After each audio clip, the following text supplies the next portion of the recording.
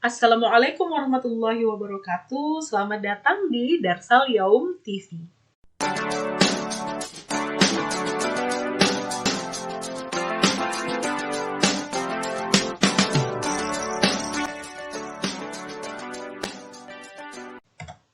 Oke, hari ini kita akan belajar tentang fi'lul madhi atau kata kerja bentuk lampau. Nah, sebelumnya saya juga akan menerangkan di sini bahwa menurut pembagian waktunya di dalam kata kerja berbahasa Arab itu dibagi menjadi 3. Ya, ini kalau kata kerja menurut pembagian waktunya dibagi menjadi 3. Karena ada pembagian kata kerja yang lain juga, ya. Oke, yang pertama, kalau menurut pembagian waktunya yang pertama dibagi menjadi fi'lul madhi, fi'lul mudhari' atau fi'lul amr.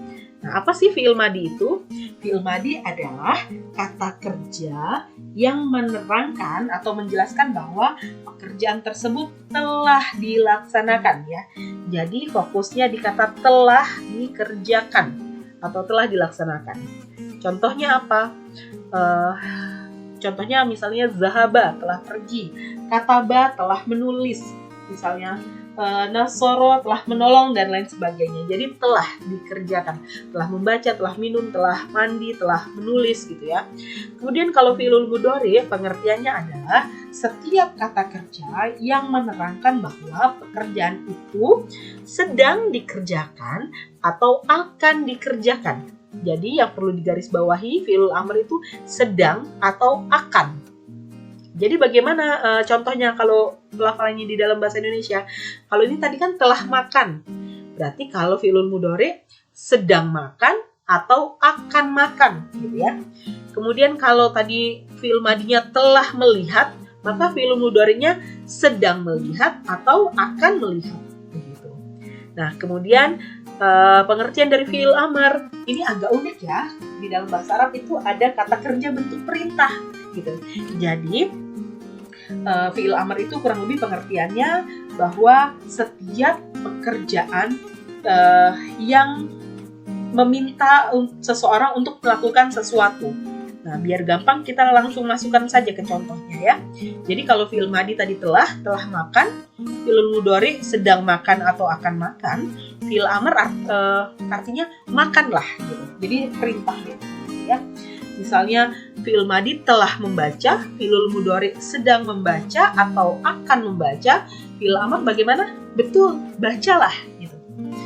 Kemudian contoh yang lain satu lagi, misalnya fi'il madhinya itu telah melihat ya, fi'il mudhari'nya sedang melihat atau akan melihat, maka fi'il amrnya lihatlah gitu.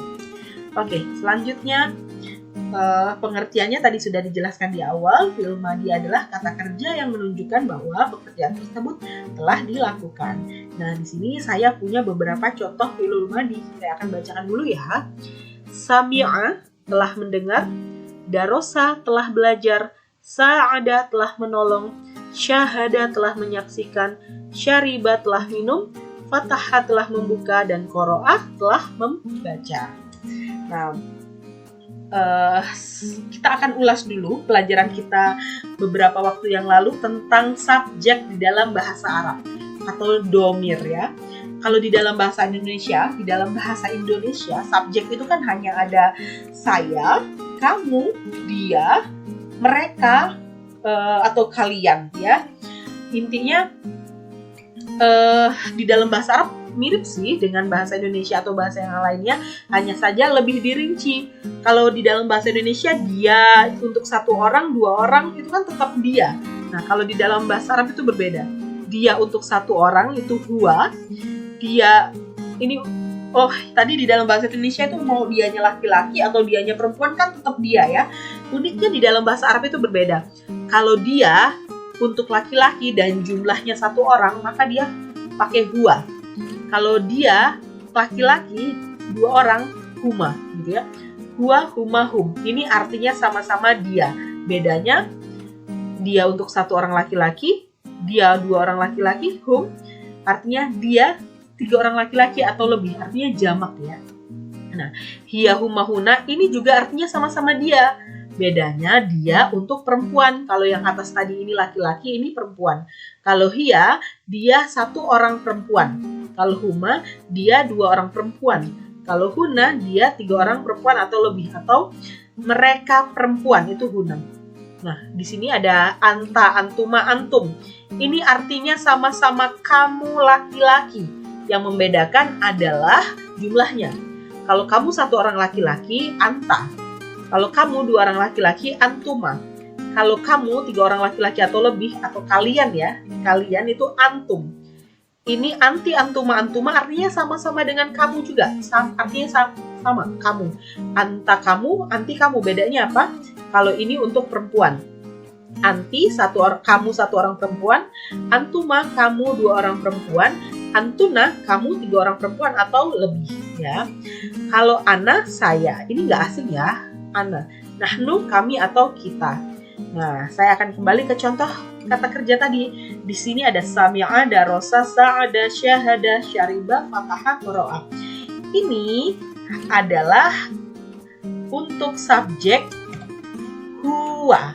Ya, untuk subjek huwa. Huwa tadi artinya apa? Dia satu orang laki-laki. Jadi, sami'a ini artinya dia satu orang laki-laki telah mendengar. Darosa, dia satu orang laki-laki telah belajar. Sa'ada, dia satu orang laki-laki telah menolong. Syahada, dia satu orang laki-laki telah menyaksikan.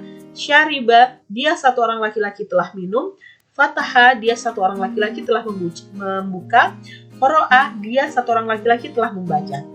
Sekarang yang akan kita pelajari adalah bagaimana perubahan kata kerja atau kata kerja bentuk lampau atau fi'il madi jika dirubah untuk domir-domir selain huwa ya. Bagaimana kalau untuk huma, kalau untuk hum bagaimana, hiya bagaimana, ana bagaimana, nahnu bagaimana. Nah, kita akan belajar tentang perubahan kata kerja tersebut. Nah, di sini udah ada ya. Tadi yang contoh di awal itu kan sami'ah. Ini saya akan jabarkan di sini juga sami'ah. Sami'ah tadi untuk huwa ya. Kalau untuk huma ini perubahannya. Nah, jika kita lihat lebih lanjut bisa kita lihat perbedaan perubahan pada fi'il madi itu perubahannya di akhir katanya ya. Kita lihat nih. Kata dasarnya kan sami'ah. Kalau yang bawah ini menjadi sami'ah, menjadi sami'u, sami'at, sami'ata, sami'na, sami'ta, sami'tuma, sami'tum. Kita lanjut ke bawah. Sami'ati, sami'tuma, sami'tunna, sami'tu, sami'na gitu ya. Jadi perubahannya ada di akhirnya. Kalau untuk huma, imbuhannya adalah alif. Kalau untuk hum, imbuhannya adalah waw dan alif. Kalau untuk hiya, imbuhannya adalah ta sukun. Kalau untuk huma, imbuhannya adalah ta dan alif. Kalau untuk hunna, imbuhannya adalah nun. Ya, dan kita lihat di sini ainnya disukunkan. Yang tadinya kan ainnya kan fathah, jadi sukun, kemudian diberi imbuhan nun. Kemudian untuk anta, sami'ta, ainnya juga disukunkan, kemudian diberi imbuhan ta. Ya, kalau untuk antuma menjadi sami'tuma, mirip ya. Antuma sami'tuma itu mirip. Antum sami'tum jadi mirip juga, imbuhannya adalah ta dan mim. Kita lihat yang lainnya. Untuk anti, imbuhannya ti juga. Ainnya disukunkan, kemudian diberi imbuhan ta kasroh.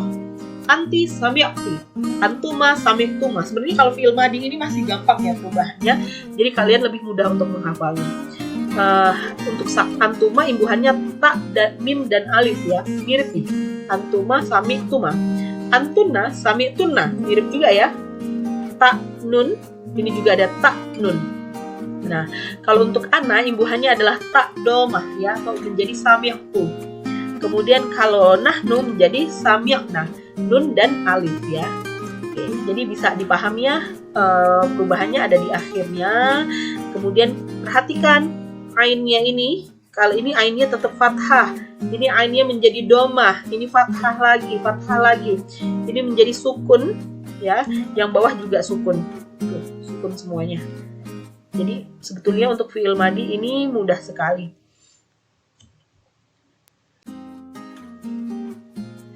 Oke, sekarang karena kata kerjanya ini artinya berbeda, maka kata kerja karena domirnya ini berbeda-beda ya, artinya huwa 1 orang laki-laki, huma 2 orang laki-laki, hum 3 orang laki-laki atau lebih, maka sami'a itu artinya dia 1 orang laki-laki telah mendengar.